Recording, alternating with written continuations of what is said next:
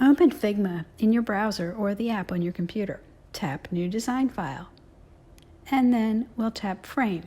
And I'm going to choose the iPhone 13 Pro.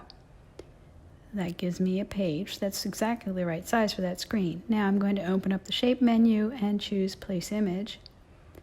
I already picked some images from Unsplash, so you can go get ones that you like there too. And I will choose one of those. Tap Open. And it brings a loaded cursor onto my screen, which I tap on the page. Now the picture's not in the right place, so I'm going to tap the picture and move it, and then I will grab the corner, hold the Shift key, and drag to resize it. Remember, hold the Shift key so that you don't distort the picture. Okay, now I'm going to create a button, so I'm going to go back to the Shape menu and choose Rectangle. I'm going to draw a rectangle at the bottom of the screen.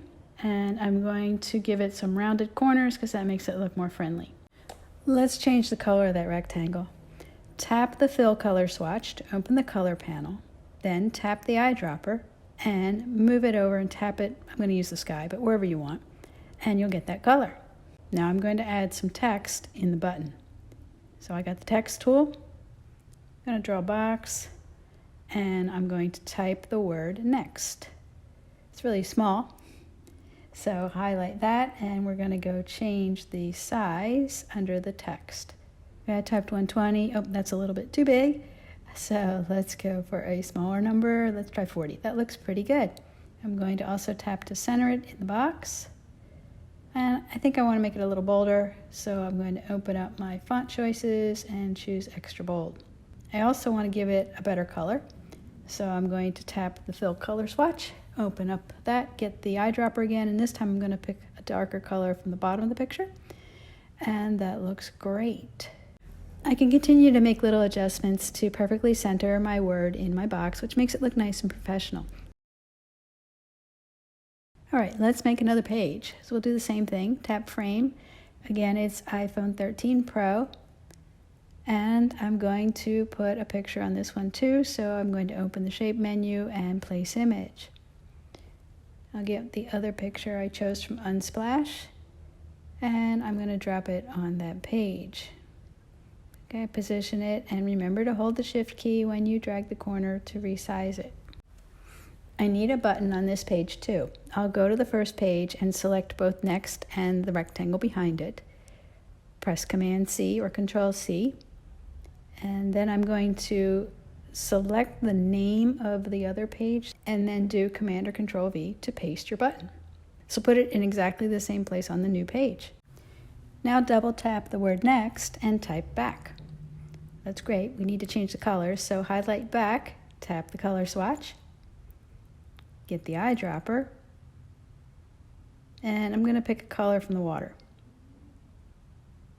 Now we're going to tap the rectangle and change its color too. So tap the color swatch, get the eyedropper, and I'm going to tap the surfboard because that has a nice pink color that looks good for the button. Wonderful, our pages are looking great. Now we're going to make them interactive.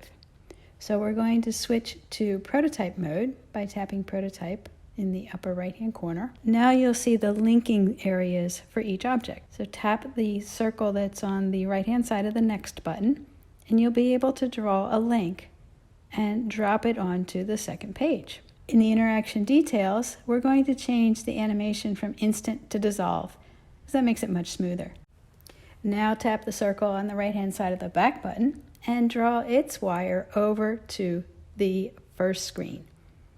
It already says dissolve, so you're good to go.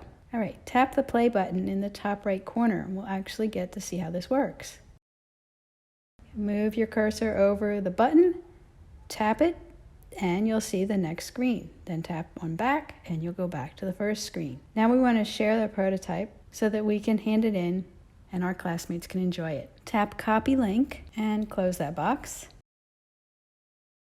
You can close out of your Figma window, go back to Canvas and return to our assignment page, which is your first high fidelity prototype. Scroll down, tap reply, paste, and your link will show up there. Then you want to highlight your link and tap the link icon and paste it here as well.